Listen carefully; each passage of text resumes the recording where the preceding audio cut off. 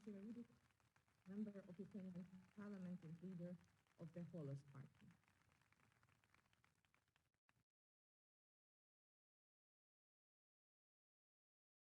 I have already addressed you at the beginning of the war, when we were bearing arms to fight. Today is day 41 of the war, and I am just back from a small town on the outskirts of the Kyiv city. This name of this town right now is known all over the world, and the name is Bucha. I want to share what I have seen there today. I have seen mass graves of 300 people. I have never seen so many bodies at once. I have seen people killed with their hands tied behind their backs, families killed together, and sometimes people killed alone. They were peaceful people. They didn't bear arms. They didn't have any weapons with them. And though they were killed, they were destroyed by a Russian army because they didn't find that my people can exist. They decided that we cannot exist.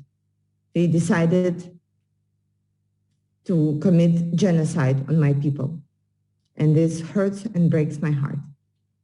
We were talking to the survivors today. We were talking to people who came in for humanitarian support. And I'm so thankful to all the friends who are sending us the support that we can give to people. We have spoken to women who were raped so many times by Russian soldiers, and their children had to watch it. We were talking to mothers whose children died of pneumonia because they had to sit in the basement for 39 days without seeing any light of the day.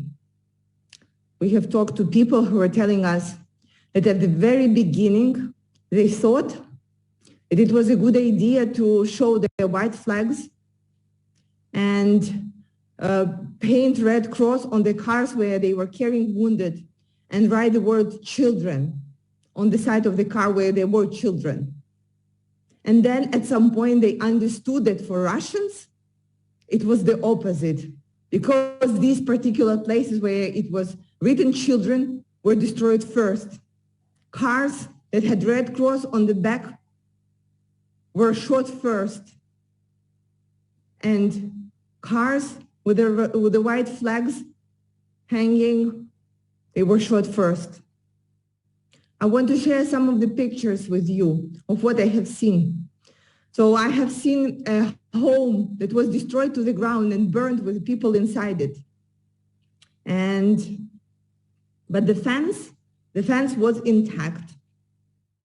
And there was this, the sign on the fence written by somebody, then put into a plastic file and then very accurately stick to the fence. The sign said, "We are peaceful people."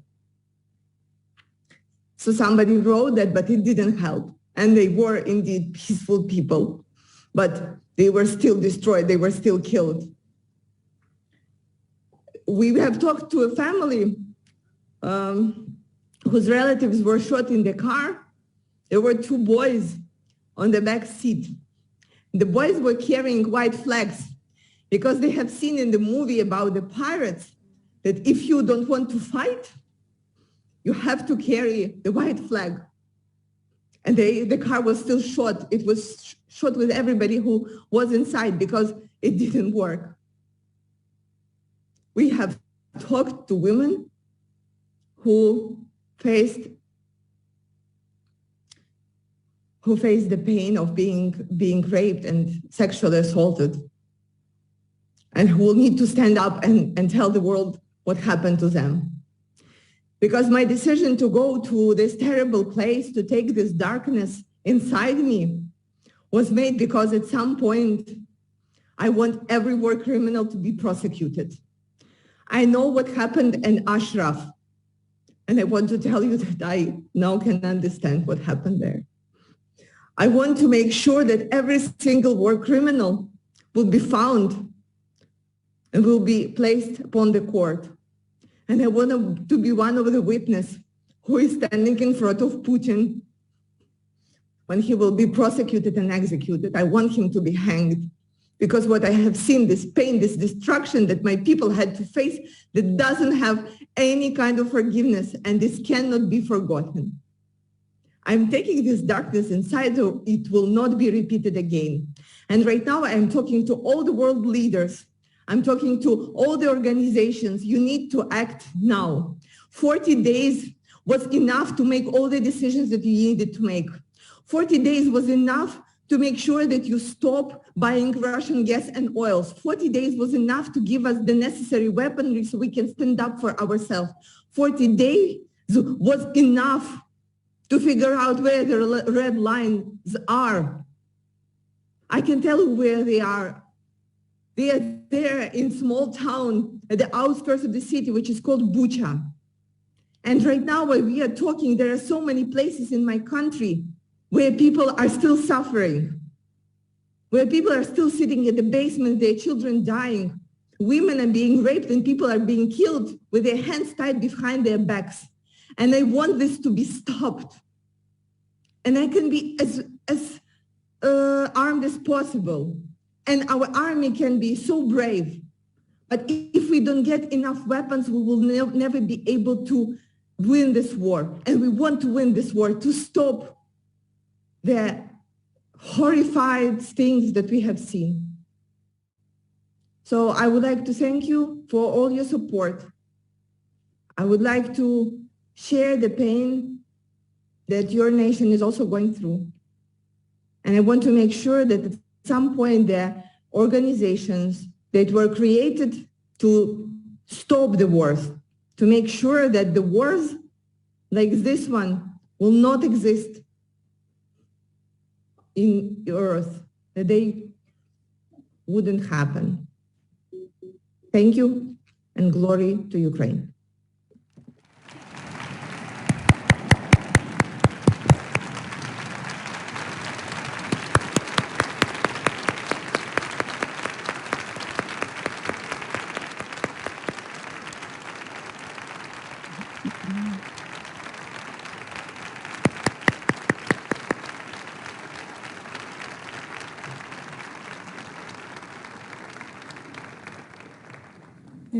Thank you. Greetings to my dear sister. Your words shock our hearts. Our deepest condolences to the people of Bucha and the people of Ukraine.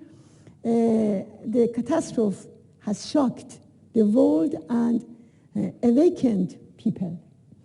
It again showed that the people of Ukraine are paying the price of their freedom and independence to the maximum extent. These horrific scenes bring to mind the massacre of political prisoners in 1988, the summary of execution of PMI members in Camp Ashraf, Iraq in 2013, with their hands tied behind their backs, and the mass killing of 1,500 innocent protesters in November 2019, the perseverance and resistance of the people of Ukraine heralds their victory. These days, you and Ukrainian people have aroused, awakened the values of resistance and paying the price for the liberty and independence wholeheartedly and spreading these values all over the world. And I salute you and the important message of you, that is resistance and resisting with all its prices and sequences. And once again, thank you very much. God bless you. Thank you for all your help and support.